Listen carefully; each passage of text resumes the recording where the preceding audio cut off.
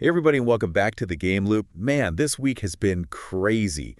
Billion-dollar deals, Minecraft getting real, and indie devs feeling the pressure. Sounds like gaming is breaking out of the screen this week. Absolutely. Yeah. Okay, so first up, this potential bombshell. Sony might be buying Kadokawa. Kadokawa? Yeah, I know it sounds like corporate jargon, but this could be huge for PlayStation fans. Why is that? Well, Kadokawa owns FromSoftware. Oh, wow.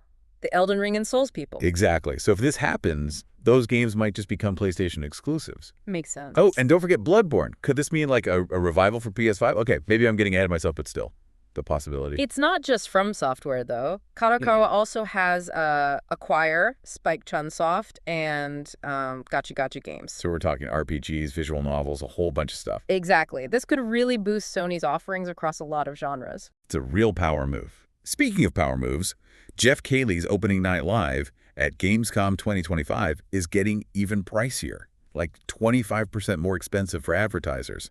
Ouch. Yeah, some indie devs are saying nope. Yeah, I can see why. A new 3-minute ad slot is almost $500,000. That's a lot to ask, especially from smaller studios. It's a tough spot. These events are huge for marketing, but they got to be accessible, you know? Yeah, for sure. It makes you wonder, will Keighley's shows just become AAA showcases? Good question. Time will tell, I guess, but we'll be watching. Definitely. Now let's talk awards. The Golden Joystick Awards had some unexpected winners this year. Oh, yeah. Like what? Well, Black Myth. Wukong got the Ultimate Game of the Year award. Pretty big for Game Science. It's their first console game. Wow, that's cool. I was surprised too. But it's awesome to see a new studio get recognized like that. Yeah, agreed. Oh, and of course, Final Fantasy VII. Rebirth cleaned up 4 awards. Best storytelling, best soundtrack. No big shocker there.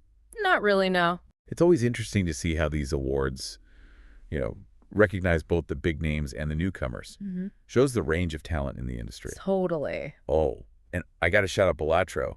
This indie game won 2 awards. So cool to see smaller studios get that kind of love. Speaking of cool, have you heard about the Minecraft theme parks? Dude, it's kind of blowing my mind. Right. Merlin Entertainments, the company behind Legoland and Alton Towers, is putting down $110 million to make this happen. $110 million. Yeah. It's bold, but Minecraft is huge. Like over 300 million copies sold.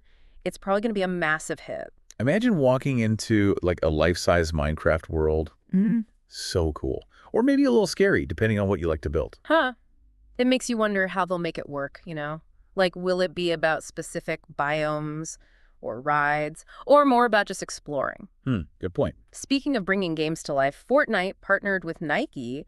You can buy digital Air Jordans for your character skins now. Right, and they aren't cheap either, like £7 for some of them. That's basically the same price as a battle pass. Wow. Shows how much branding matters. And the desire for, like, self-expression, even for your digital self. It's crazy what we value, right? Yeah. But all of this is nothing compared to this insane story. A single intern might have saved Valve and maybe the whole PC gaming industry back in the early 2000s. Seriously. So picture this. Valve's in a legal battle with their publisher, Vivendi, over licensing stuff. It's bad. Legal fees piling up, tons of paperwork, most of it in Korean. Oh, wow. What happened? So they have this intern, Andrew. Turns out he's a Korean language studies major. What are the chances? Right. He dives into the documents and finds evidence Vivendi was destroying evidence. No way. Total game changer. Valve wins the lawsuit. They get the rights to Half-Life, Counter-Strike, and they pave the way for Steam. So this one intern saved it all. Pretty much. Talk about being in the right place at the right time. That's a wild story. Really shows how one person can change everything. Absolutely. Andrew, you're a legend. But you know what's even more legendary? Remember that French billionaire we talked about last week? The internet provider guy? Yeah, vaguely. What about him? He just showed up at a discount supermarket in Marseille to fight a Call of Duty player. Wait, what? Yeah, the player blamed him for a bad internet connection.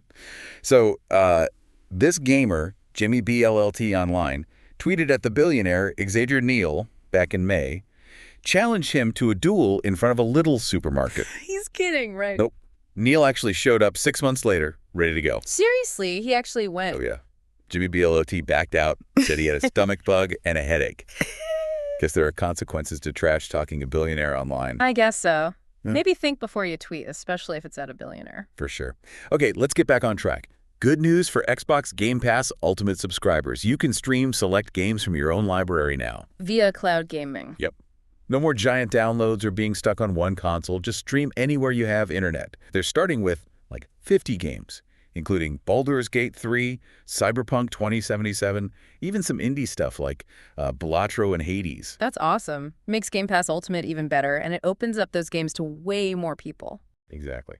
It'll be interesting to see how they expand it, what games they add to the cloud library. Speaking of expanding, have you seen the new Game Assist thing in Microsoft Edge? Oh, yeah, that's pretty sweet. It's a browser, but like built for gamers. What do you mean? You can overlay it on top of your game, look up walkthroughs, watch strategy videos, even check Discord. No more alt-tabbing. That sounds super useful. It's still in beta, but it works so well. They're supporting Fortnite, Minecraft, Valorant right now.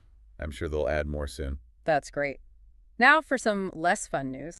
F1 Manager 2025 got canceled by Frontier Developments, The Planet Coaster, and Elite Dangerous People. Yeah, kind of a bummer, but not totally shocking. It seemed like those F1 Manager games weren't doing as well as their other stuff, and there were rumors of development problems, especially after those layoffs last year. Maybe they're just going back to what they do best, Those management sims that everyone loves. They've already got Planet Coaster 2 out, and Jurassic World Evolution 3 is coming next year. True. Maybe this means we'll finally get that Planet Zoo sequel. Fingers crossed. So it's not all bad news for Frontier. Anyway, that about wraps up the big stories for this week. From billionaire fights to canceled games, the gaming world never slows down. The PlayStation Portal can finally stream games without a PS5. They finally added that cloud gaming feature. Yep. You can play those PS Plus games on the go now. No more being tethered to the console. About time, right? It is kind of weird. It took them a year to get it working. Yeah. But I guess better late than never. True. Makes the Portal a lot more appealing now, I think, for people who want a dedicated cloud gaming handheld. So what have we learned this week?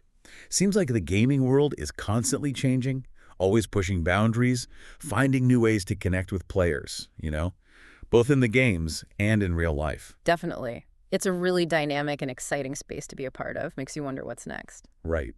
Okay, everyone, that's all the time we have for this week's Game Loop. What stood out to you this week? Did any of these stories spark an idea or a question you want to explore? Let us know. We love hearing from you. Here's a thought-provoking question to leave you with.